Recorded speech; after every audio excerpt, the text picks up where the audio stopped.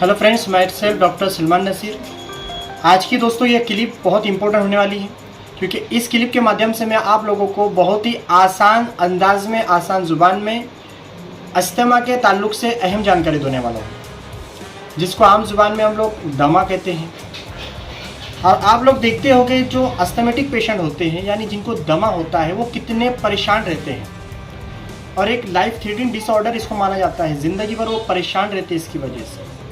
लेकिन दोस्तों, मैं आपको एक बात क्लियर बता दूं कि ये फुल्ली रिवर्सिबल डिजीज़ है, सिर्फ अगर इसको स्टार्ट में अगर हम समझ ले जाए, इनिशियल शुरुआत में अगर हम इसको समझ ले, सही डॉक्टर से अगर हम मुलाकात कर लें, तो बिल्कुल फुली रिवर्सिबल डिजीज़ है, यानी अच्छी होने वाली बीमारी है।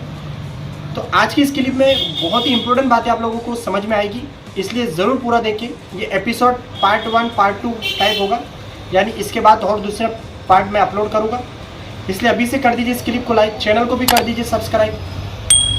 दोस्तों, सबसे पहले इंपॉर्टेंट चीज़ मैं आपको बता देता हूँ कि जो अस्थमा होता है, ये एपिसोडिक एयर फ्लो ऑब्स्ट्रक्शन होता है।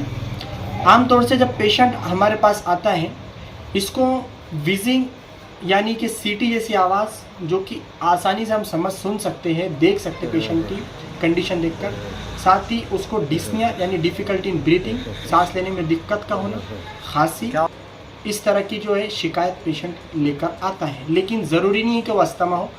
इसको डिफरेंशियल यानी दूसरी बीमारियों के मुकाबले में जानना। और इसमें इम्पोर्टेंट चीज़ दोस्तों, ये एपिसोडिक होता है।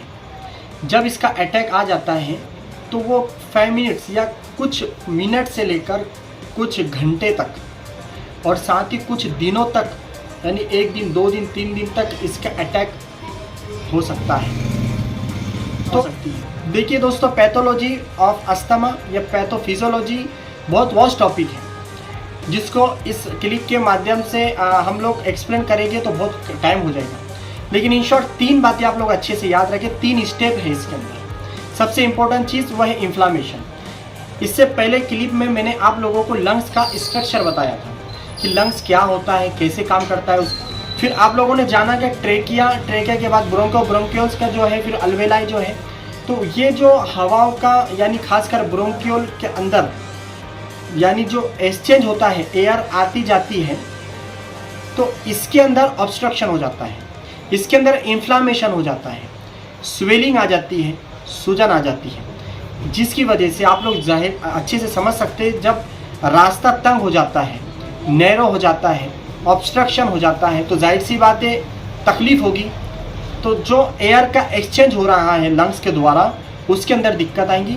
इसी वजह से पेशेंट को डिस्निया होता है, यानी सांस इन्फ्लामेशन है। दूसरा स्टेप आप लोगों को याद रखना चाहिए, हाइपर रिस्पॉन्सिवनेस। इसमें क्या होता है कि जो एलर्जेंस है, उसके बारे में आगे डिस्कस करने वाले हैं। जब भी पेशेंट उससे अफेक्ट होता है, उसके कांटेक्ट में आता है, बॉडी क्या करती है, इम्यून पावर क्या करती है, उसके खिलाफ जो एक्शन लेती है।